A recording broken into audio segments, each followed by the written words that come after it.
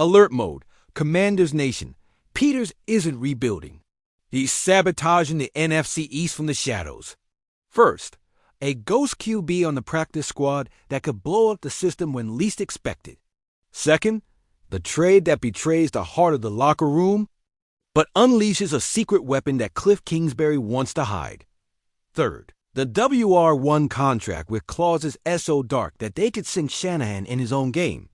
Why is no one talking about this? Because it's total exclusive, and if you're not subscribed, you'll watch as our Super Bowl window slips away. This isn't theory. It's financial chess with burgundy and gold blood. Think you know more than Peters? Think again. Like ring the bell and stay until the end. Or live with the regret of abandoning the team at the crucial moment. You thought we were done with roster moves, right? You're crazy. Adam Peters just pulled off a move many overlooked, but I tell you it's brilliant for our future. Sam Hartman is back on the practice squad, and before you tell me it's just another practice quarterback, let me explain why this is more important than you think. But who is Sam Hartman? Really? And why should we care? This guy comes from Oceanside Collegiate Academy in Mount Pleasant, South Carolina, where he was considered a 3-star prospect. He wasn't the number 1 quarterback nationally. He wasn't the next Trevor Lawrence, but you know what he had. Determination.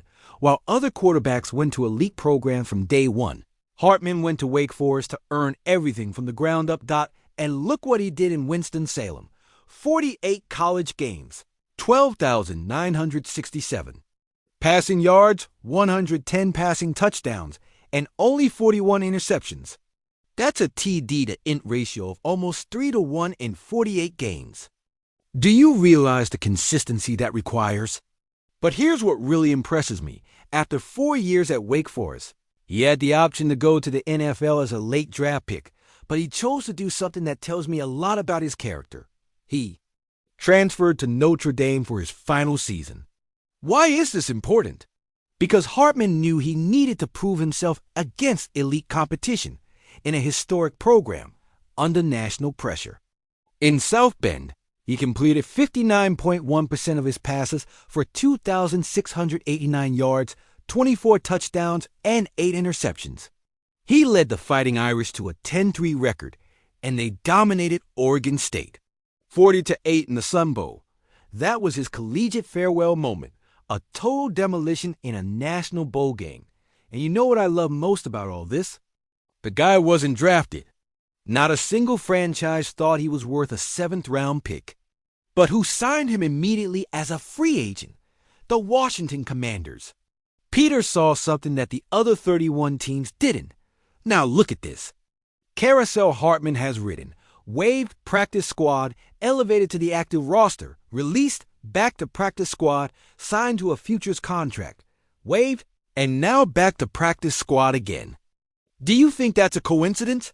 I tell you it's not. If he were just another arm, he would have been permanently let go after the 2nd or 3rd cut dot. Do you remember when we had Heineck as our savior? When Carson Wentz had us suffering every Sunday? When every Sunday was Russian roulette at the quarterback position?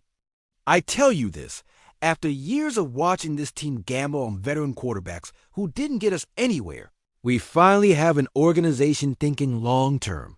Look at these preseason numbers. 25 of 46 passes completed for 207 yards.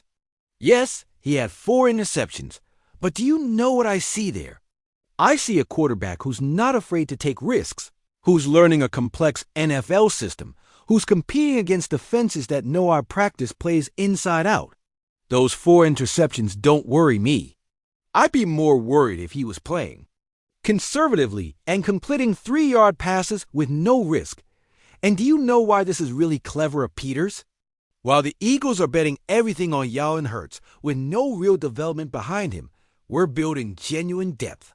If Jaden Daniels gets injured, and God forbid, we have Marcus Mariota as the veteran familiar with complex systems. We have Josh Johnson as the emergency quarterback who's been in the league for years. But Hartman represents something different. Hartman represents the future of the future. He's our long-term insurance policy. While other teams are spending millions on mediocre backup quarterbacks, we're developing young talent who could turn into something special. Do you remember Tom Brady? Do you remember Aaron Rodgers sitting behind Brett Favre? Do you remember Russell Wilson as a third-round quarterback that nobody expected? I think Peters is seeing something that we don't yet. This guy has already shown he can handle pressure programs, that he can develop under different systems, that he can compete when expectations are high. And now he's in the perfect environment to continue growing without the pressure of having to produce immediately. And you know what's the perfect timing for this? We're in the Jaden Daniels era. Our franchise quarterback is in his second year, learning, growing, establishing himself. Hartman can develop at the same time, learn the same system, grow with the same culture. By the time Daniels is in his fourth or fifth year and considering his first big contract, Hartman could be ready to compete for a more significant role or be traded for valuable assets. Look at what's happening around the league. Teams like the Packers developing Jordan Love behind Rodgers. Teams like the Chiefs maintaining constant development at the position. Smart franchises understand that the quarterback position is too important to leave to chance. If that surprises you, wait to hear this. Brian Robinson Jr. just sent a brutal shade to the organization after being traded to the 49ers for a sixth-round pick in 2026. And I'm going to tell you exactly why this guy has every right to be upset, but also why Peters did the right thing for the future of this franchise. But first, let's remember who Brian Robinson Jr. is and why this decision hurts so much. This guy came to Washington as a third-rounder from Alabama in 2022, and from day one he showed us something we had lost in the backfield: heart. He came from the most successful college football program, competed against the best, won championships, and arrived with the mindset that he'd earn his place from the bottom up. And then the unthinkable happened. August of 2022, the guy survives an armed robbery attempt where he was shot in the leg and hip. What would most people do? Take months to recover? Feel sorry for themselves? Maybe never be the same again? What did Robinson do?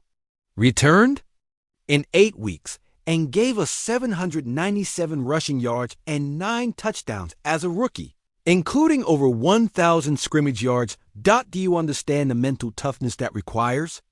This guy literally faced death and came back stronger. He gave us a physical identity we hadn't had in years. He brought between the tackles toughness we lacked. He was a perfect complement to Antonio Gibson, who was still on the roster at the time.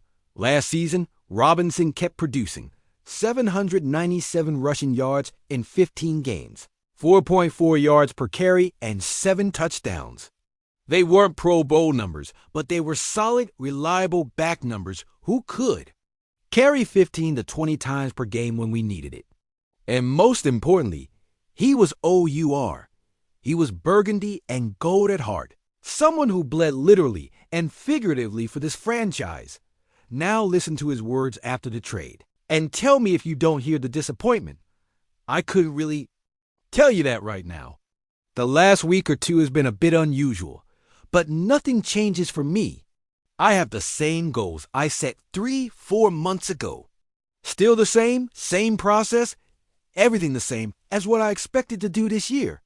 I hope to continue that even though I'm in a new home, so nothing should change.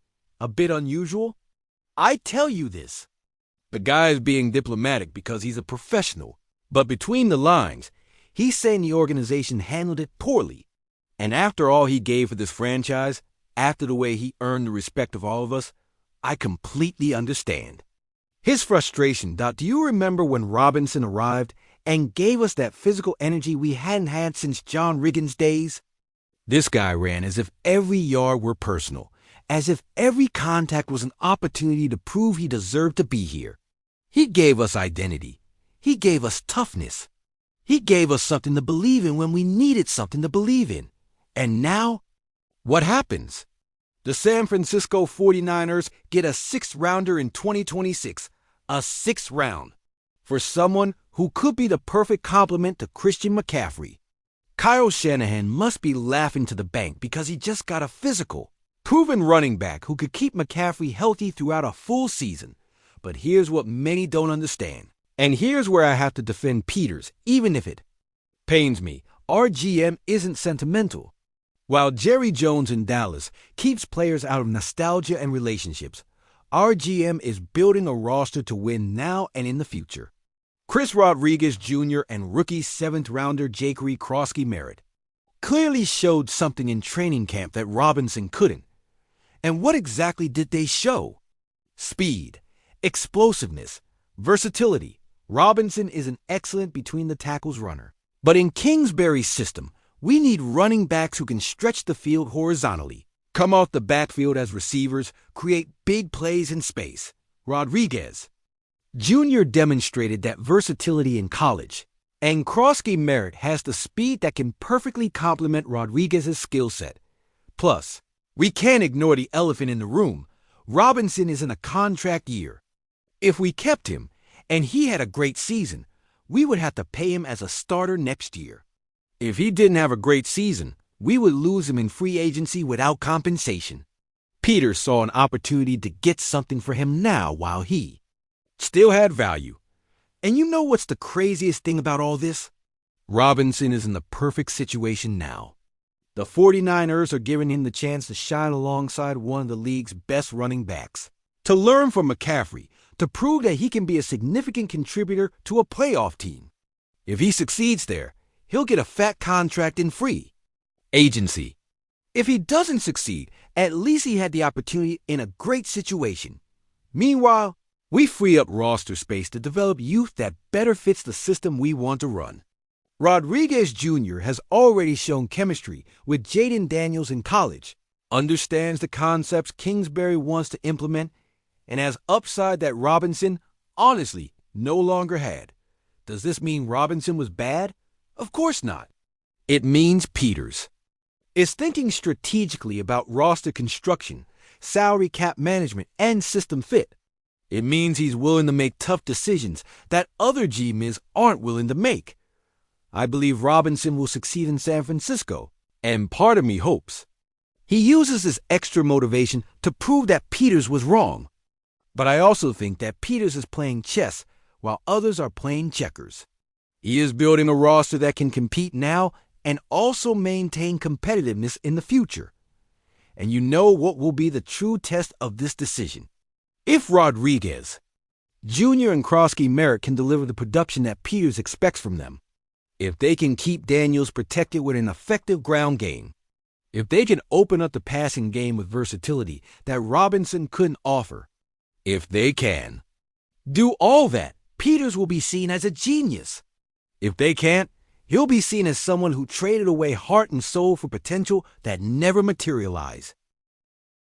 And when you thought we were done, Albert Breer just revealed 3 details of Terry McLaurin's contract that will completely change how you view this deal. And I'm going to explain why Adam Peters just pulled off the smartest move in this franchise's recent history and why this contract is a masterclass in salary cap management. First, let's remember the context of this negotiation. McLaurin was in a holdout. He had requested a trade. He wanted a contract that would put him among the top receivers in the league, and he had every right to ask for it. This guy has been the only consistent weapon in our passing game for years. He's produced with mediocre quarterbacks. He's been professional when everything around him was chaos. And he finally had the leverage to get what he deserved. Everyone saw the headlines. 3 years, $96 million, making him the 7th highest paid receiver in the NFL. Fans celebrated. McLaurin ended his holdout, and it seemed like everyone won. But you know what they didn't see? I tell you this. Albert Breer just revealed that this isn't really a 3-year contract. It's effectively a TWO-year deal with team options for 2027 and 2020-8. What exactly does this mean? It means Peters structured this deal in a way that gives us total flexibility while meeting McLaurin's immediate demands. All guaranteed money, and we're talking $64.65 million fully guaranteed, is front-loaded in the next 2 seasons. Look at these numbers that Spreer revealed McLaurin received $30 million immediately as a signing. Bonus. $30 million. That's generational wealth that changed his life instantly. His 2025 base salary of $1.5 million is also completely guaranteed. But here's the genius part of the contract. After 2026, we have complete control. How exactly does this structure work? There's a $5.35 million injury guarantee for 2027, but that guarantee doesn't become fully guaranteed until April 1st of 2027. There are also roster bonuses that create specific decision points. According to Spotrick, we have two main options in 2027. Option 1, release before June 1st with $16 million in savings and $18 million in dead money for 2027. Option 2, release after June 1st with $34 million in total savings, but pushing $18 million in dead money to 2020-8. Do you understand how revolutionary this is? Peters structured this contract exactly like the Miami Dolphins did with Tyreek Hill. It gives us complete flexibility in 2027 when McLaurin will be 32. If he continues playing at an elite level, we renegotiate the contract to be mutually beneficial. If he has declined or his production doesn't justify the cap hit, we have a relatively clean exit. Meanwhile, McLaurin gets the immediate financial security he deserves, and we get 2 guaranteed years of our number. One receiver during the most critical development window of Jaden Daniels. It's win-win in the short term, with built-in protection for the long term. But why is this so vital to our timeline? Because Jaden Daniels is in the second year of his rookie deal. The next 2 years are when we can maximize our cap space because we're not paying massive quarterback money. We can invest in weapons, in defense, in building a championship roster around Daniels. While he's on his cheap contract dot by the time 2027 rolls around and we have to make a decision on McLaurin, Daniels will be considering his first big contract. At that point, we'll need every dollar of cap space we can get. If McLaurin is still elite, great. We renegotiate and keep him. If not, we have the flexibility to use that money in other areas. Compare this to what the Philadelphia Eagles did. With A.J. Brown, they gave him a massive deal without much flexibility, committing long-term without escape routes. If Brown gets injured or declines, they're stuck with that contract. We have all the upside with built-in protection. And do you know what excites me most about this structure? McLaurin will be super motivated these next 2 seasons. He knows 2027 is decision time. He knows every catch counts. Every route has to be perfect. Every game is an opportunity to prove he deserves that extension. That motivation will benefit Jaden Daniels tremendously. Plus, look at the perfect timing. McLaurin will be 30 and 31 during the next 2 seasons, prime years for a receiver of his caliber. He should be at his absolute peak physically and mentally. By the time 2027, when he's 32, that's when typically receivers start to show signs of decline.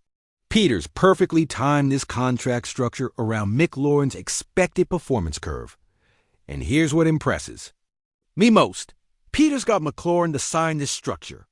McLaurin and his agent clearly understood that this was the best deal available, achieving immediate security while also setting him up for another payday if he continues performing. It's evidence that Peters can negotiate fairly while also protecting the franchise. This also sends a message to the rest of the locker room. If you produce and are professional, the organization will take care of you. But it also sends the message that we're not going to be fiscally irresponsible, that every contract has to make sense within our larger plan. And do you know why this is historically significant for our franchise? Because we finally have a front office that perfectly balances the present and the future. We're not mortgaging tomorrow for today as we did with Albert Hainsworth or Ndamu Kong, sir. But we're also not sacrificing our competitive window as we did during the rebuilding years. Peters understood that McLaurin was essential for Daniels' development, that keeping him happy was critical for team chemistry, but that he also needed flexibility to manage the salary cap intelligently. This contract structure achieves all those goals. Simultaneously, compare this to other recent receiver contracts around the league. Davante Adams, fully guaranteed money throughout DeAndre Hopkins. No flexibility clauses Mike Evans. Traditional structure. Without escape routes, our deal with McLaurin is more sophisticated, more strategic, more aligned with modern salary cap management. Peters not only satisfied McLaurin's demands, he did it in a way that protects our future while maximizing our present opportunities. Let's recap this. Smart quarterback development, brutal but necessary decision-making at running back, and masterful contract structuring with our number one receiver. Peters is building something special here in the DMV, and you're witnessing the construction of a true contender from within, while other teams in the NFC East are taking emotional decisions. Cowboys keeping players for loyalty. Eagles overpaying without flexibility. Giants struggling with basic roster management. We're playing chess while they're playing checkers. And do you know what's the most exciting about all this? We're just getting started. Peters has a plan that extends far beyond this season. He's building sustainable excellence, not just a one-year flash in the pan. He's creating a culture where smart decisions are rewarded, where hard work pays off, but where we also have the flexibility to adapt when circumstances change. Because I guarantee you, tomorrow we'll have more explosive news about these Commanders. And you can't miss what's coming. This team is making moves that will define the next decade of football in Washington. And every single decision fits into a larger tapestry of championship construction. Do you think Peters did well trading Robinson? Or should he have maintained the depth? Is McLaurin's contract a masterpiece or an unnecessary risk? Does Hartman really have a future as a starter in this league? Or is he just another camp arm? Is Peters building something special, or are we getting excited over ordinary moves? I want you to leave your opinions in the comments because this community is a family, and Peters' decisions affect us all. Like if you think Peters is constructing something special, subscribe if you want to stay up to date with every move of these Commanders. And turn on the bell because the next weeks will be filled with news that will define our entire season. You are part of something bigger than a YouTube channel. You are part of the resurrection of this franchise. And together we're going to live every moment of this journey towards the Super Bowl.